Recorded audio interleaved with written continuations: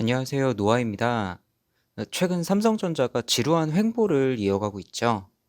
금방 10만 전자를 돌파할 것 같더니 8만 원까지 빠지고 이후 박스권만 유지를 하고 있습니다. 그래서 오늘은 이 삼성전자가 왜 횡보만 하고 있는지 10만 전자가 될 것인지 한번 알아보도록 하겠습니다. 먼저 삼성전자가 어떤 사업을 하는지 살펴보면요. IM과 DS, CE, 하만 이렇게 네 개의 대표적인 사업이 있는데요. IM은 스마트폰 사업이고 DS는 반도체 사업, CE는 가전제품, 하마는 삼성전자가 인수한 차량용 디지털 콕핏을 생산하는 기업입니다. 또 4개의 사업 중에서도 삼성전자의 핵심은 바로 이 스마트폰과 반도체인데요.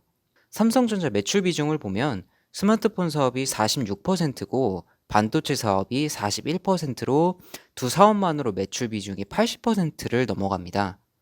사실상 두 사업이 삼성전자 매출의 대부분이라는 거죠. 그리고 핵심 사업인 스마트폰 사업과 반도체 사업 실적을 비교해 보니까 스마트폰 사업이 반도체 사업보다 매출액은 더 높은데 영업이익은 반대로 반도체 사업이 더 높은 모습입니다. 전체 영업이익 비중을 봐도 반도체가 58.7%로 가장 높은 모습이고요. 최근 삼성전자 스마트폰 사업이 조금씩 힘들어지고 있는데 관련 지표를 좀 가져왔습니다. 세계 스마트폰 시장 점유율이랑 이익 점유율 지표를 가져왔는데요. 시장 점유율은 말 그대로 스마트폰 시장의 점유율이고 이익 점유율은 스마트폰 시장 전체 파이 안에서 누가 더 마진을 잘 내고 있는지를 보여주는 지표라고 생각을 하시면 됩니다.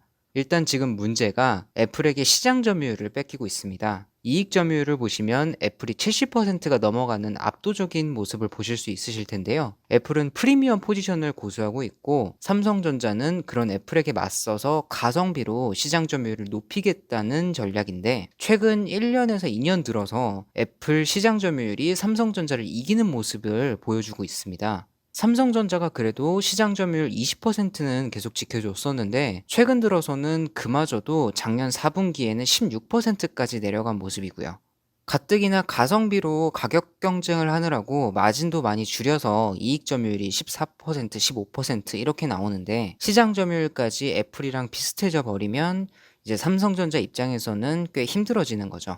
거기다 무섭게 치고 올라오는 샤오미도 문제인데요. 이 샤오미의 시장 점유율이 우상향을 하고 있는데 이익 점유율은 오히려 줄고 있는 게 보이실 겁니다. 중국 기업이 시장에 진입을 할 때 보여주는 전형적인 저가 경쟁 전략인데 샤오미가 삼성보다 더 저렴한 스마트폰을 공급을 해버리니까 삼성이 가지고 있던 가성비라는 포지션이 조금 애매해지고 있는 거죠. 그런 점에서 봤을 때는 오히려 샤오미가 애플보다 더 치명적인 경쟁자인 셈이고요. 또 기사를 하나 가져왔는데요. 내용은 스마트폰 사업 매출 감소에 대해서 삼성전자가 심각하게 받아들인다는 내용입니다. 그런데 보시면 중저가 시장에서 갤럭시 A 시리즈가 선전하고 있지만 프리미엄 시장에서 애플과의 격차를 좁히지 못하는 것이 주요된 원인으로 꼽힌다라고 하죠. 지금 삼성전자 스마트폰 사업이 점점 힘들어진다고 말하는 게 바로 이 부분 때문인데요. 중저가 시장은 스마트폰보다 더 저렴한 샤오미가 무섭게 치고 올라오고 있고 프리미엄 시장은 삼성전자가 애플을 따라가지 못하고 있는 거죠. 그럼 스마트폰이 지금 힘든 건 알겠으니까 매출 비중이 가장 높았던 반도체는 어떨지 한번 살펴볼 텐데요.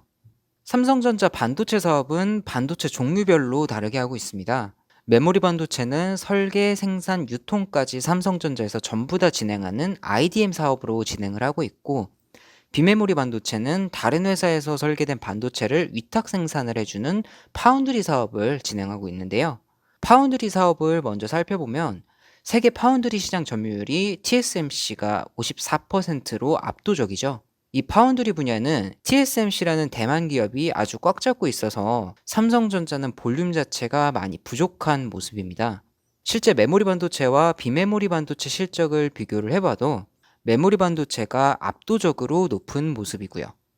즉 삼성전자는 설계부터 생산, 유통까지 다 하고 있는 메모리 반도체 분야로 돈을 벌고 있다고 보시면 되는데요. 그럼 이제 삼성전자에게 가장 중요한 메모리 반도체 시장을 한번 살펴보겠습니다. 메모리 반도체인 D램과 낸드 플래시 두 개가 다 점유율 1위죠. 점유율도 각각 43%, 31%로 꽤 확실한 위치고요. 그런데 최근 이런 기사가 나왔습니다. 삼성전자의 메모리 반도체 점유율이 떨어지고 있다.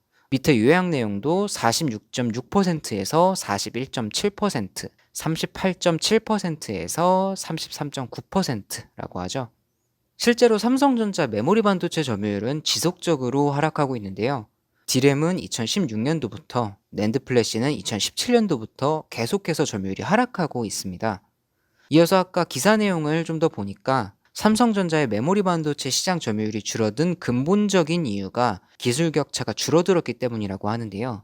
실제로 D램과 낸드 플래시의 기술 현황을 한번 살펴보니까 과거 기술력으로 삼성전자에게 좀 밀렸었던 마이크론이 D램 공정도 삼성전자와 같은 수준이고, 낸드 플래시의 경우에는 오히려 삼성전자보다 한 발 앞서 있는 모습입니다.